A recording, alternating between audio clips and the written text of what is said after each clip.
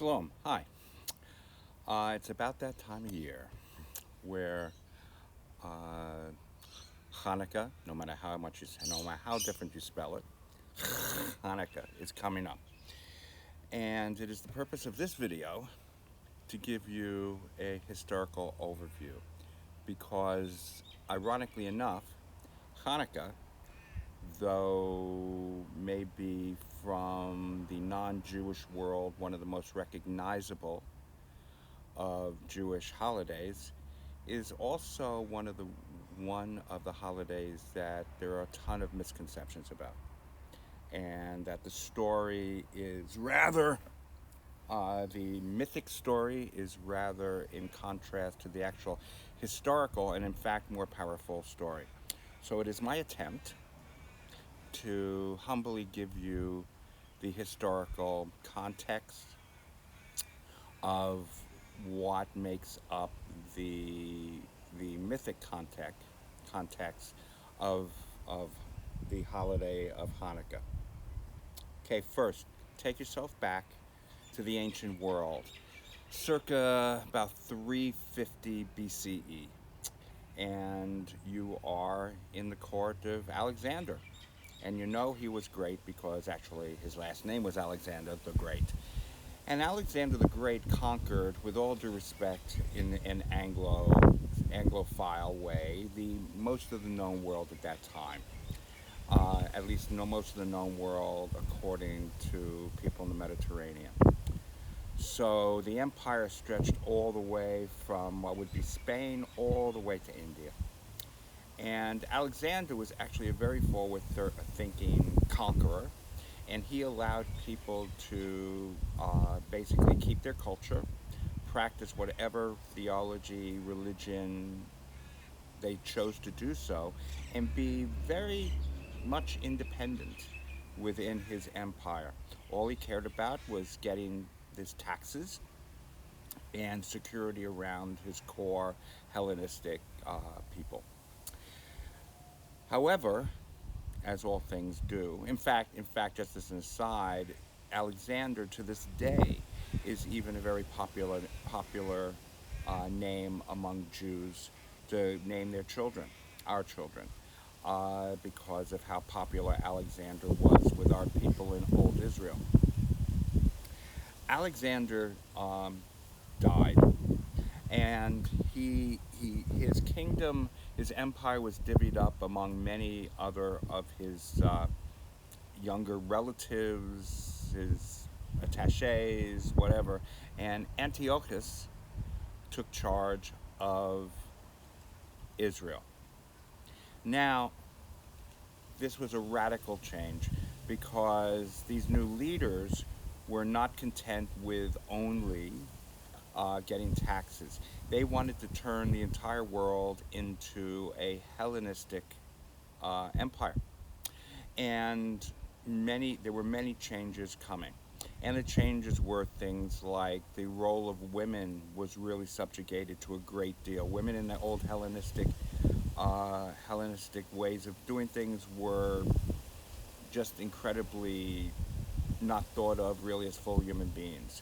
Men were supreme, and that was in contrast to the Jewish way of life even back then. The human body was worshipped. Sporting events were done in the nude by only men, which is disturbing as it is. It's lucky they didn't live in Scandinavia, because it would have been a whole different thing, right? Anyway, Greek was the language. Greek gods were worshipped, and this was throughout the empire. And the empire was the most powerful thing around, and it was actually very chic, very cool, very, as I should dare say, classical Greek. And it was the thing that the people wanted to be. They wanted to be Hellenistic.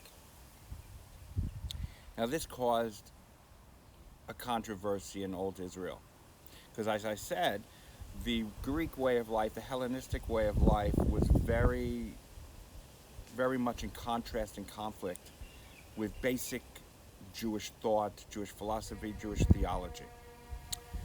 And the outside Hellenistic forces were trying to impose this Hellenistic life on the Jewish people, which, frankly, been there, done that. We've been through that. That isn't what caused all the controversy in Israel. What happened was that a significant amount of Hebrews were thinking to themselves, this is the Hellenistic Empire. They're powerful. There's something to this. And they started, the Jews, the Hebrews, started to become more and more and more Hellenistic. Hebrews moved the Hellenistic Greek gods into the old temple. They disbanded any study of Torah. The Greek language was slowly but surely becoming the language of the state. Inch by inch, yard by yard, certainly with the encouragement of the outside Hellenistic influences, inside the Hebrews becoming more and more and more Hellenistic, which outraged the traditionalists. Well, as the story goes, one day, in a town, Medina, just outside of Jerusalem, the Hellenistic overlords and their allies within the Hebrews brought a Greek statue into the town. And the Hebrews demanded that the other Hebrews in the town bow down and pray to this Greek idol. And this was the breaking point.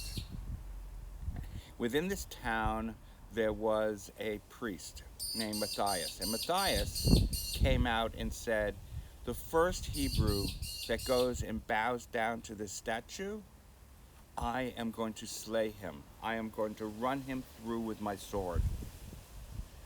Well, I think you can guess what happened. If nothing had happened and no one bowed down, I don't suppose we would be telling the story. But someone did, Matthias did, raised the blood of that Hebrew who bowed down to the statue, the Greek idol, raised it above his head and said, anyone who wants to defend the true God, defend the true tradition, come with me now into the hills. And thus started a war.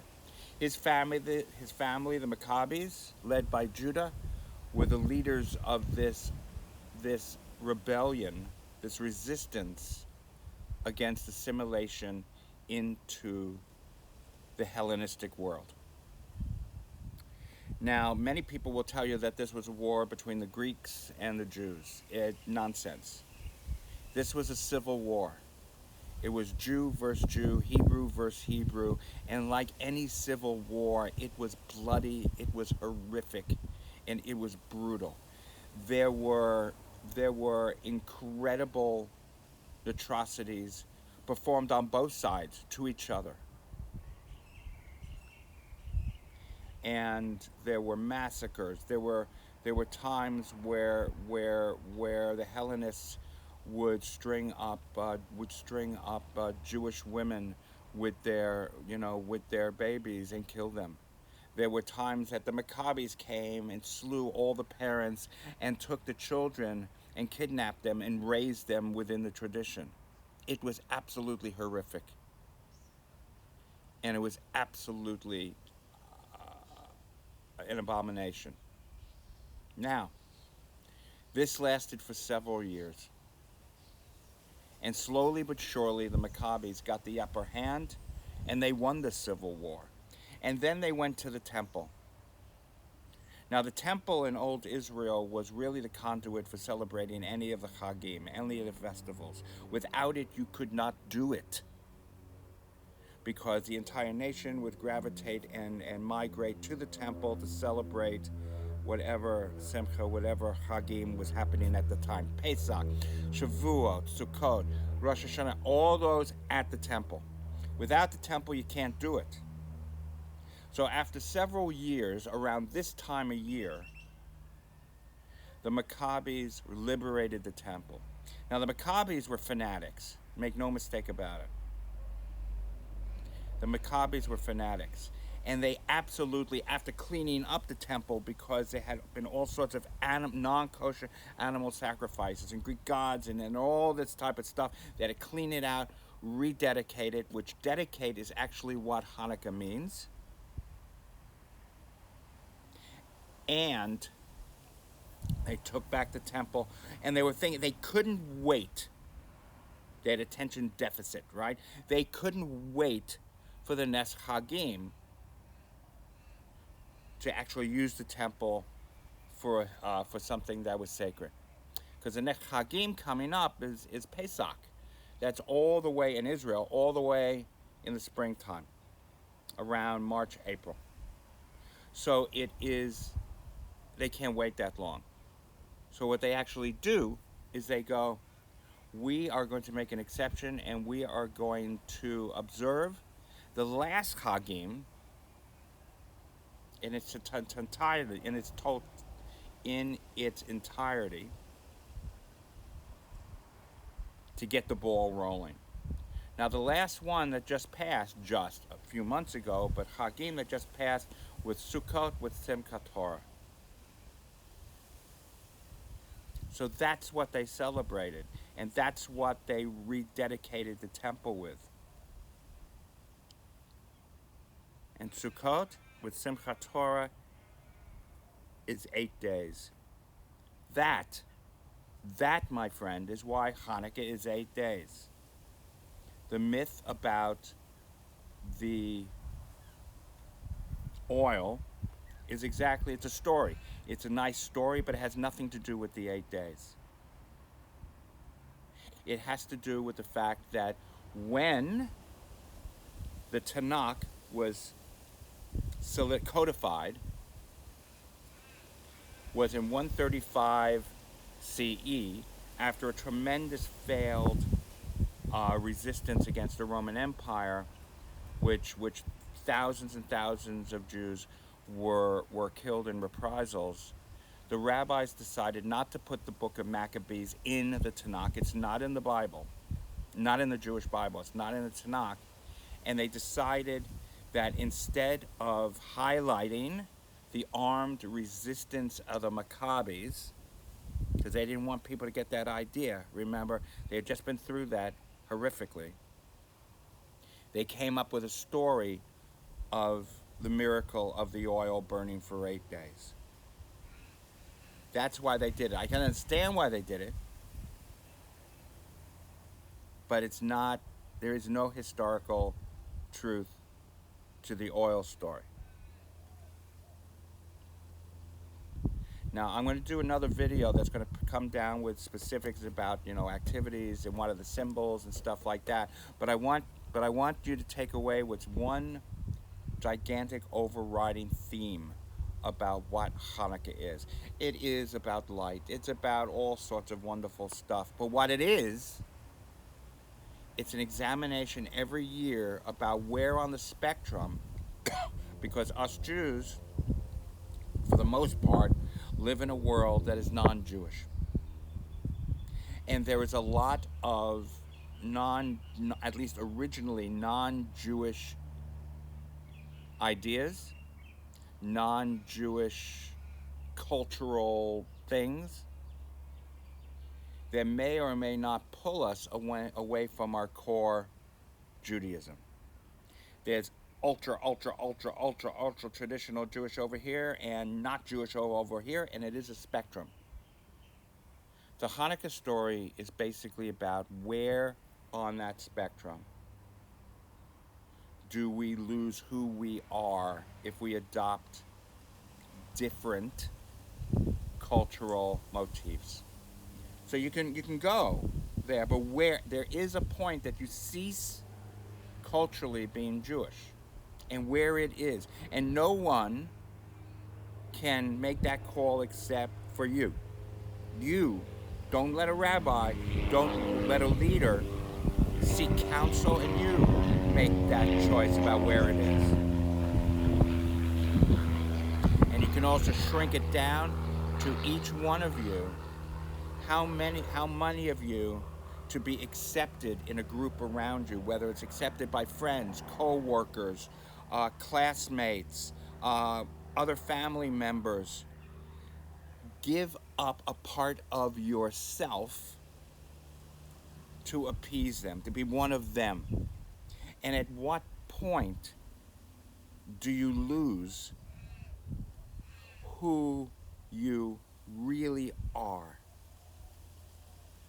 And that's a very dangerous thing, because you should never give up that core of who you really are, who you were created. And the people around you, they'll accept, if they're worth it, they will accept that. So think about that when we're preparing for Hanukkah. Think about who you are as a person, who we are as a community, and who we choose to be around, and how much they accept us as who we are, or how much of their attention, friendship,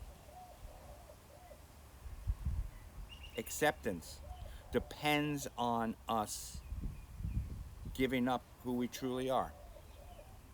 It's an open question. It's a powerful question. And I hope you made it to the end of this video. And thank you for listening and watching. Take care. Bye-bye.